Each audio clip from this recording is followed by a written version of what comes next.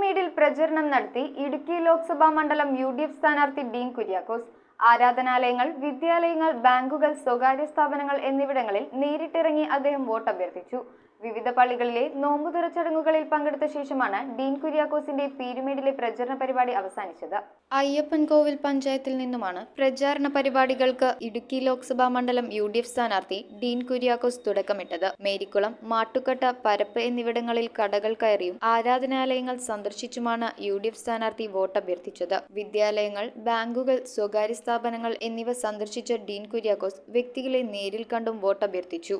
ഉപ്പുതറ ടൗണിലെത്തിയ അദ്ദേഹത്തിനെ തൊഴിലാളികളും വിദ്യാർത്ഥികളും ഹരിതകർമ്മസേനയിലെ അംഗങ്ങളും ചേർന്ന് സ്വീകരിച്ചു. പെരുവന്താനത്തെ വിവിധ പള്ളികളിൽ നോമ്പുമുറിക്കൽ ചടങ്ങുകളിൽ പങ്കെടുത്ത ശേഷമാണ് ഡീൻ കുര്യാക്കോസ് പര്യടനം അവസാനിപ്പിച്ചത്. News bureau, Kothamangalam.